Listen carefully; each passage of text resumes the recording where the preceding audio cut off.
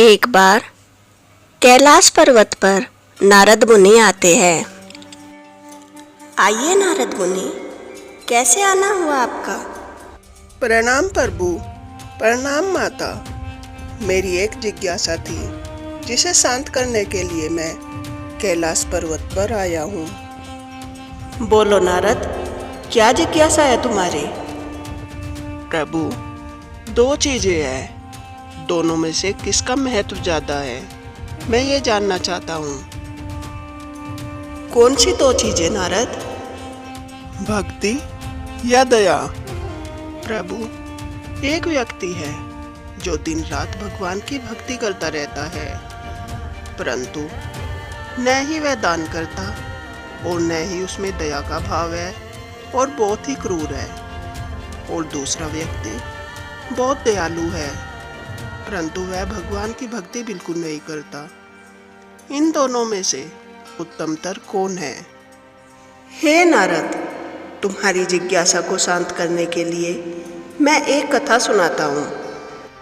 एक समय की बात है, मेरी एक भक्त थी जिसका नाम था कात्यायनी। वह हर पल मेरे ही बारे में सोचती रहती और हर कण कण में उसे मेरा ही वास दिखाई देता।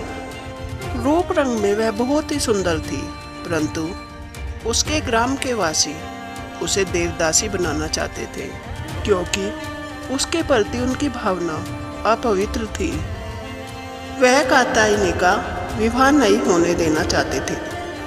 किसी न किसी तरीके से उसका विवाह वे हर बार रोक देते थे। और जब कात्यायनी की उम्र 30 साल होने को आई, तब उन्होंने कात्यायनी के पिता को चेतावनी दी। सुन सुब्रमण्यम, अगर तेरी पुत्री का विवाह चैत्र मास के अंत तक ना हुआ तो इसे देवदासी बना दिया जाएगा, क्योंकि हमारे गांव की यही परंपरा है। कात्यायनी के पिता बहुत ही चिंतित हो जाते हैं।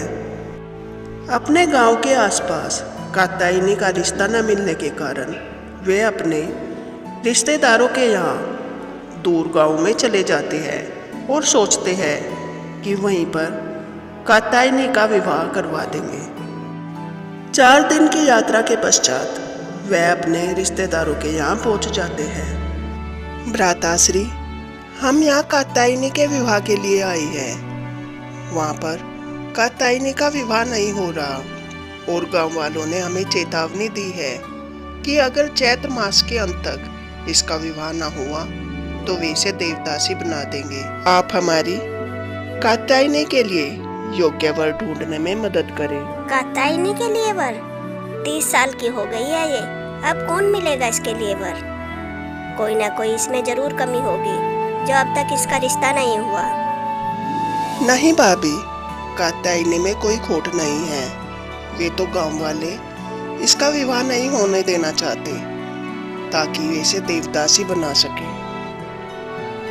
अगर इसके रूप रंग में कोई कमी नहीं है, अवश्य ही इसके चरित्र में कोई कमी होगी। अगर तुम इसका विवाह करवाना चाहते हो तो कल शिव मंदिर जाकर गांव वालों के सामने इसकी अग्नि परीक्षा ले लेना। लोगों को इसके चरित्र पर विश्वास हो जाएगा और वहीं पर इसके लिए योग्य वर ढूंढकर इसका विवाह करवा देंगे। नहीं पिताश्री, मैं अग्नि परीक्षा कैसे दे सकती हूँ?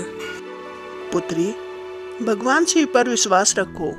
माता सीता भी तो अग्नि परीक्षा में नहीं जली थी, तो तुम भी माता सीता की तरह पवित्र हो, तुम भी अग्नि में नहीं जलोगी।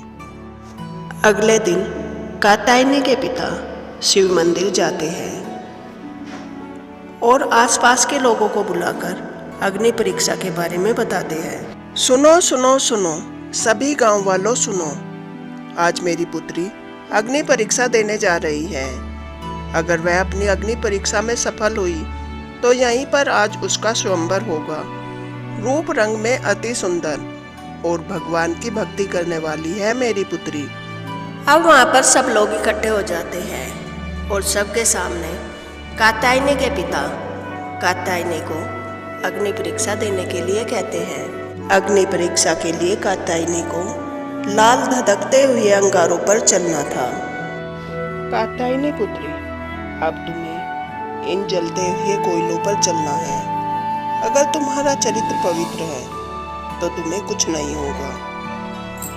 पिताजी, आप ये कैसी बातें कर रहे हैं? कोयले पर चलने से कौन नहीं जलेगा? हे महादेव, मेरी रक्षा कीजिए। हे प्रभु, मुझे बचाइए। परंतु वहाँ पर कात्यायनी की बात कोई नहीं सुनता और उसे जलते हुए कोयलों पर धकेल दिया जाता है। और तभी वहाँ एक वीर पुरुष घोड़े पर सवार होकर आता है और वो कात्यायनी को जलते हुए कोयलों से निकाल लेता है। अरे कौन है रे तू?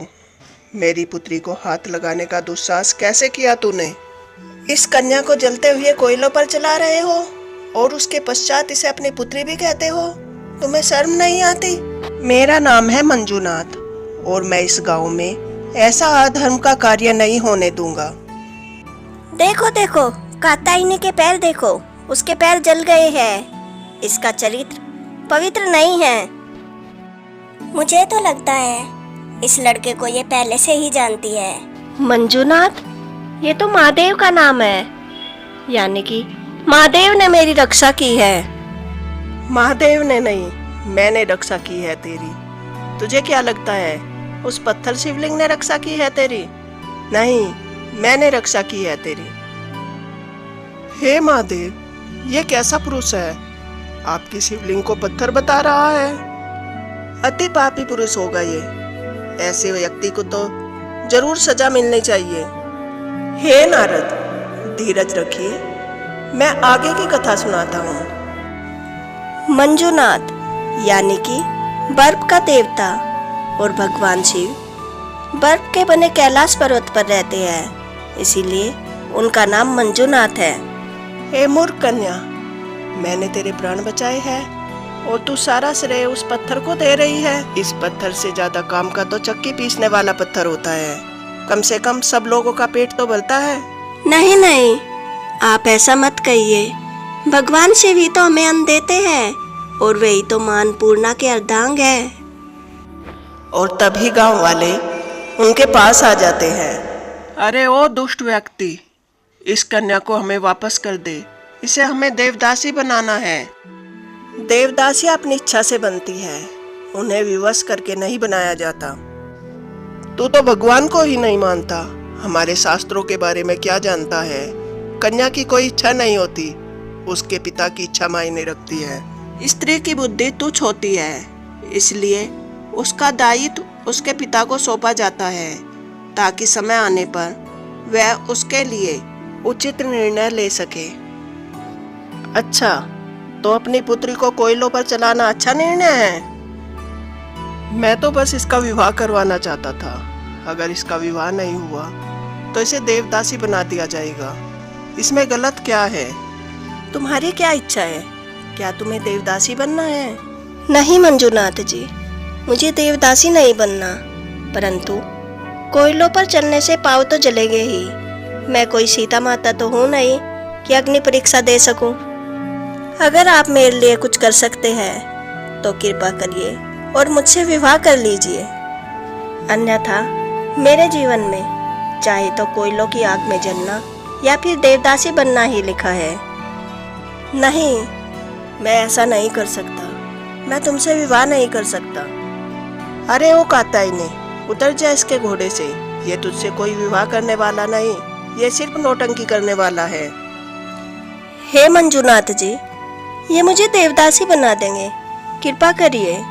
और तभी गांव वाले कात्यायनी को घोड़े से खींचने लगते हैं। रुक जाओ तुम सब, मैं करूंगा इस कन्या से विवाह, इसे छूना नहीं। बोलो कात्यायनी, क्या तुम मुझसे विवाह करोगे? जी मंजूनाथ जी, अवश्य, मैं आपसे विवाह करूंगी। तो आज से तुम मेरी पत्नी और मैं तुम्हारा पति हूँ। रुक जाओ, ये कौन सा गंधर्व विवाह है? बिना पिता के कन्यादान किए हुए कौन सा विवाह होता है? हमारे शास्त्रों में गंधर्व विवाह को नहीं माना जाता, केवल ब्रह्म विवाह को माना जाता है। तो मैं तुम्हारे शास्त्रों में नहीं मानता। और मंजूनाथ कात्यायनी को लेकर चला जाता है। हे महादेव, ये क्या हुआ? आपकी इतनी बड़ी भक्त का विवाह एक ऐसे व्यक्ति से जो आप में ही विश्वास नहीं करता, जो अधर्मी है। हे नारद, माना कि वह मुझ में विश्वास नहीं करता, परंतु ये कैसे कह सकते हो कि वह अधर्मी है? अब तक के उसके सारे कार्य सर्वोत्तम धर्म के हैं।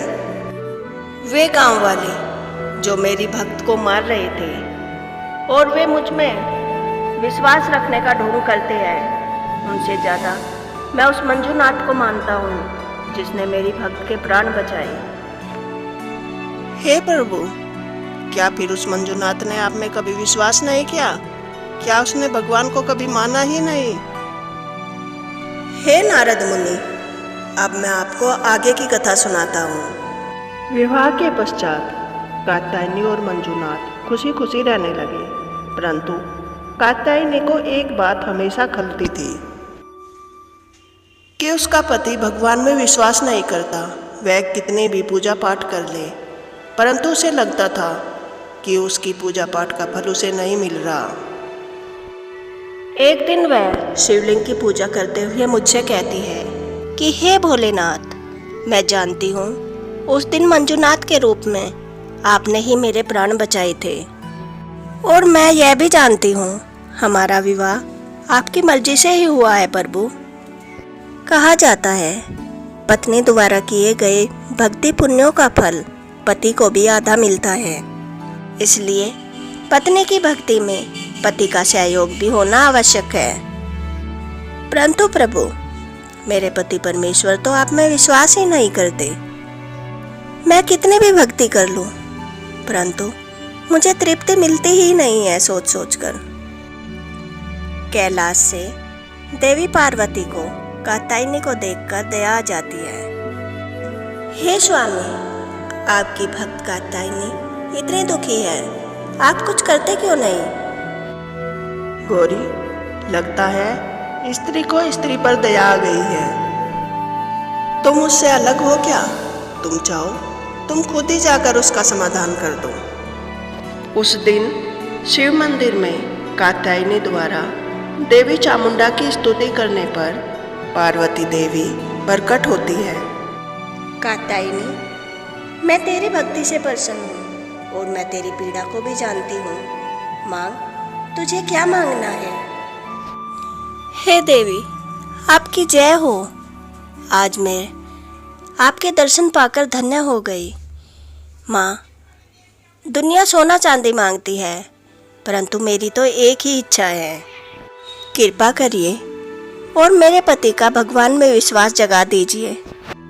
क्यों कात्यायनी, जब तूने मंजूनाथ को विवाह के लिए प्रस्ताव दिया था, तब भी तो तू ये जानती थी कि वह भगवान में विश्वास नहीं करता, तो अब उसे बदलने की चाह क्यों है? माँ, मैं उनमें कोई भी कमी नहीं देखती, परंतु उनके भले के लिए मैं उनमें ये बदलाव देखना चाहती हूँ। अब यह उसके भले के लिए होगा या फिर उसके बुरे के लिए, ये तो मैं नहीं जानती, परंतु हाँ, मैं तेरी इच्छा पूरी कर देती हूँ। अब से तू मंगलवार के दिन मंगला गौरी का व्रत करना। कुछ ही दिनों में तुझे एक पुत्र की प्राप्ति होगी जो भगवान शिव का बहुत बड़ा भक्त होगा। वह खुद ही अपने पिता के मन में भगवान के लिए विश्वास जगा देगा। कात्यायनी उसके बाद मंगला गौरी का व्रत करने लगती है। उसे एक पुत्र की प्राप्ति होती है जो बड़ा होकर भगवान शिव का एक अटूट भक्त बन जाता है। मंजूनाथ को अपने पुत्र की भक्ति बिल्कुल भी नहीं भाती थी। उसे लगता था कि वह समय की बर्बादी है। एक दिन वह अपने पुत्र से कहता है, पुत्र, क्या तुम ये जानते हो कि एक पुत्र को अपने पिता की सारी आज्ञा माननी चाहिए? अवश्य पिताजी, क्या आज्ञा है आपकी? मैं चाहता हूँ कि तुम देव भक्ति में अपना समय बर्बाद करना बंद कर दो। उसकी जगह तुम युद्ध कला सीखो, उससे तुम लाचार लोगों की सहायता कर पाओगे। पिताश्री, यह मैं आपकी आज्ञा तो नहीं मान पाऊंगा। अवश्य ही आप मेरे पिताजी हैं, परंतु उससे पहले भगवान शिव और उनकी अर्धांगिनी आदि शक्ति मेरे माता पिता है। पिताजी, अब मैं चलता हूँ। आज शिवरात्रि का व्रत है, मुझे पूरे दिन भगवान शिव की आराधना करनी है। नहीं, मेरा पुत्र भक्ति नहीं करेगा। और मंजुनाथ अपने पुत्र को एक कमरे में बंद कर देता है और मंदिर के पास जाकर बैठ जाता है, यह देखने के लिए कि उसकी माँ कहीं उसे मंदिर ना भेज दे। स्वामी, इस मंजुनाथ का तो भगवान के प्रति विश्वास बन ही नहीं रहा है। ऐसे में मैं कात्यायनी को दिए गए वचन को कैसे पूरा करूंगी? हे प्रिय, आप चिंता मत कीजिए, आप मुझे बस आदेश दीजिए। आप जो कहोगी मैं वो सत्य कर दूंगा। हे स्वामी, आप कृपा कीजिए और जाकर मंजुनाथ को समझा दीजिए। भगवान शिव मंजुनाथ के पुत्र का रूप लेकर उसके पास जाते हैं। ए कुमार, तू यहाँ क्या कर रहा है? मना किया था ना मैंने यहाँ आने के लिए। पिताश्री, मैं देव भक्ति करने के लिए नहीं, आपसे वार्तालाप करने के लिए आया हूँ। अच्छा, बता क्या बात करनी है? आप भगवान में विश्वास क्यों नहीं करते? मैं क्यों ही करूं? बता, आज तक कौन मिला है भगवान से? अगर तू मिला है तो बता मुझे। अच्छा पिताजी, क्या आप मुझे हमारे नगर के राजा से मिलवा सकते हैं? हाँ, अवश्य। अभी 2-3 दिन की यात्रा करके जाएंगे और उसके बाद हम राजा से मिल लेंगे। वहाँ जाकर थोड़ा राजा की आज्ञा लेने का समय लगेगा। बस आज्ञा मिलते ही मैं तुम्हें उनसे मिलवा दूंगा। ऐसा क्यों पिताजी? अगर मुझे मेरी माँ से मिलना हो, मैं तुरंत जाकर मिल लेता हूँ। राजा से मिलने के लिए इतना समय क्यों लगेगा?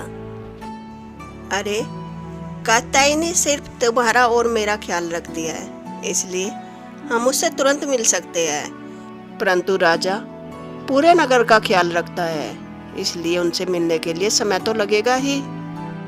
परंतु पिताश्री, महादेव तो तीनों लोगों का ख्याल रखते हैं, तो उनसे मिलने के लिए समय क्यों नहीं लगेगा? अच्छा, तो अब मैं अपने साथियों के साथ खेलने जा रहा हूँ और माँ आपको ढूंढ रही थी। आप घर चले जाइए। मंजुनाथ अपने घर चला जाता है और वह वहाँ कात्यायनी को बहुत ही परेशान देखता है। क्या हुआ कात्यायनी, तुम इतने परेशान क्यों हो? स्वामी, कुमार कहाँ है? आज वह सुबह से नहीं मिला। कुमार तो अपने साथियों के साथ खेल रहा है। तभी मंजुनाथ को कुमार के रोने की आवाज आती है और वह उस कमरे में जाकर देखता है जहाँ उसने कुमार को बंद किया था। कुमार अभी वहीं पर ही बंद था। कात्यायनी, तूने दरवाजा खोला नहीं था? ये तो अभी मुझसे मिलने गया था। नहीं पिताश्री, मैं तो सुबह से यहीं पर बंद हूँ। तो मुझसे मंदिर के बाहर कौन मिलने आया था? और तभी मंजुनाथ को एहसास होता है कि उससे मिलने खुद भोलेनाथ आए थे। कात्यायनी, कुमार, मुझसे मिलने भोलेनाथ आए थे। आपसे मिलने भोलेनाथ आए थे? हाँ, उन्होंने मुझे गलत साबित कर दिया। कात्यायनी, भगवान है, वे मुझसे मिलने आए थे। हे भगवान, मुझसे कितनी बड़ी गलती हो गई। पूरी जिंदगी मैंने आपकी भक्ति भी न काट दी। चलो कात्यायनी और कुमार, आज शिवरात्रि है, हम भगवान की भक्ति करने के लिए मंदिर चलते हैं। जय माता मंगला गौरी, जय माँ अम्बे, आपने मेरी इच्छा पूरी कर दी। उसके बाद से मंजुनाथ दिन रात मेरी भक्ति करने लगता है। एक दिन कात्यायनी जब शिवलिंग पर दूध चढ़ा रही थी तो शिवलिंग उससे बात करती है। हे पुत्री कात्यायनी, आज मैं तुम्हारे घर एक वृद्ध आदमी का वेश बनाकर आऊँगा, लेकिन तुम्हें ये बात किसी को नहीं बतानी है और मौन व्रत करना है। कात्यायनी हैरान हो जाती है और भगवान की बात मानकर उसी समय मौन व्रत रखना शुरू कर देती है। कुछ समय पश्चात एक वृद्ध आदमी उनके घर आकर भोजन मांगता है। कात्यायनी जब उस वृद्ध आदमी की तरफ देखती है तो उसे भगवान शिव दिखाई देते हैं और वह उनके चरणों में गिर जाती है। सदा सुहागन रहो। और मंजुनाथ उस वृद्ध आदमी का बहुत आदर सत्कार करता है। बाबा आइए भोजन करिए। और भगवान शिव भोजन करने के लिए बैठते हैं, लेकिन मंजुनाथ उन्हें रोक देता है। बाबा भोजन करने से पहले हमारे अन्न देवता भोलेनाथ का धन्यवाद तो कीजिए। भोलेनाथ का धन्यवाद मैं क्यों करूं? मैं तो नहीं मानता उन्हें। तेरी हिम्मत कैसे हुई भोलेनाथ को अपशब्द कहने के लिए? चल निकल जा मेरे घर से। अरे बेटा, बिना भोजन किए हुए ही उठा रहे हो? तुम्हें पता है यह कितना बड़ा पाप है? जो भोलेनाथ को नहीं मानता वह इस घर में भोजन नहीं कर सकता। अगर आज तुमने मुझे अपने घर से निकाल दिया तो मैं फिर कभी तुम्हारे घर वापस नहीं आऊंगा। मुझे बुलाना भी नहीं है तुझे अपने घर वापस। चल निकल जा। और कात्यायनी यह सब देखकर बेहोश हो जाती है। और जब कात्यायनी उठती है तो मंजुनाथ उनसे पूछता है, क्या हुआ कात्यायनी, तुम बेहोश क्यों हो गई थी? कात्यायनी सूरज की तरफ देखती है और जब सूरज ढल जाता है वह बोलती है, हे स्वामी, आपने आज अनर्थ कर दिया। आपने भगवान भोलेनाथ को भगा दिया। साक्षात भोलेनाथ हमारे घर भोजन करने आए थे। आपने आज उन्हें ही हमारे घर से भगा दिया। भोलेनाथ आए थे? कब आए थे भोलेनाथ? हे स्वामी, आज शिवलिंग की दिव्यवाणी ने मुझे बताया था कि आज भोलेनाथ एक वृद्ध आदमी का वेश लेकर हमारे घर आएंगे। तुमने मुझे बताया क्यों नहीं कात्यायनी? तुम्हें मुझे रोक देना चाहिए था। स्वामी, भगवान शिव ने मुझे रोका था और उन्होंने मुझे मौन व्रत का पालन करने के लिए कहा था। भगवान शिव आपको यही समझाना चाहते थे। आप भक्ति तो करने लग गए, मगर आपके दिल की दया खत्म हो गई। आप भी उन आदमियों जैसे बन गए जो उस दिन मुझे जलाना चाहते थे। हे स्वामी, अभी भी समय है, आप बदल जाइए। आप भक्ति के साथ साथ अपने अंदर दया भी लाइए। उसके बाद से मंजुनाथ भक्ति के साथ साथ अपने अंदर दया भाव भी ले आता है। वह समाज में पिछड़े हुए लोगों की मदद करने लगता है। वह यह नहीं देखता कि कौन भक्ति करता है या कौन नहीं करता है। एक दिन मेरे पास यमराज आते हैं। हे महादेव, आज आपके प्रिय भक्त की मृत्यु का समय आ चुका है। मंजुनाथ की उम्र पूरी होने को आई है, परंतु मैं उसके प्राण नहीं ले सकता महादेव। जो महाकाल का भक्त हो उसका यमराज कुछ नहीं बिगाड़ सकता। प्रभु आप कृपा करें और आप ही मंजुनाथ के प्राण लेने का दायित्व संभालें। भगवान शिव मंजुनाथ के घर के सामने प्रकट होते हैं और जैसे ही वे मंजुनाथ के घर में उसके प्राण लेने के लिए जाने लगते हैं, उनके पैर आगे नहीं बढ़ते। मंजुनाथ भगवान शिव को देख लेता है। हे महादेव, आप मेरे घर फिर से आ गए। प्रभु, अनजाने में पिछली बार मुझसे बहुत बड़ी गलती हो गई थी। कृपा करें और अंदर पधारे, मुझे कथार्थ करे प्रभु। मंजुनाथ, मैं तुम्हारे प्राण लेने के लिए आया हूँ, परंतु पिछली बार मैंने तुम्हें यह कहा था कि मैं अब कभी भी तुम्हारे घर वापस नहीं आऊँगा, इसलिए मैं तुम्हारे प्राण नहीं ले पा रहा हूँ। तुम स्वयं ही अपने घर के बाहर आ जाओ। अवश्य प्रभु। और मंजुनाथ अपने घर के बाहर आने लगता है, परंतु उससे पहले ही कात्यायनी ये सब देख लेती है। महादेव, आप हमारे घर आए हैं। कात्यायनी, महादेव मेरे प्राण लेने के लिए आए हैं। अब मैं तुमको अलविदा कहता हूँ। नहीं प्रभु, आप ऐसा नहीं कर सकते। आप जब पहली बार हमारे घर आए थे, आपने मुझे सदा सुहागन का आशीर्वाद दिया था। आप अपने वचन से नहीं फिर सकते प्रभु। कृपा करें और मेरे स्वामी के प्राण बख्श दीजिए। कात्यायनी, तुम्हारे वचन सत्य है। मैंने तुम्हें आशीर्वाद दिया था कि तुम सदा सुहागन रहो, और अब मैं अपने वचन से नहीं फिर सकता, इसलिए मैं तुम्हारे स्वामी के प्राण बख्श रहा हूँ। और भगवान शिव अंतर्ध्यान हो जाते हैं। परंतु प्रभु, इस कथा से मुझे यह तो पता ही नहीं चला कि भक्ति बड़ी है या दया। नारद मुनि, जब मंजुनाथ मुझ में विश्वास नहीं करता था और वह बहुत दयावान था, मुझे बहुत प्रिय था, और जब वह भक्ति करने लग गया और दया भूल गया, तब वह मुझे बिल्कुल भी नहीं भाया। परंतु जब उसके अंदर भक्ति और दया दोनों भाव जाग गए, तब वह पूर्णतः सक्षम है। व्यक्ति के अंदर दया भाव होना आवश्यक है। भक्ति दया भाव के बगैर निरर्थक है।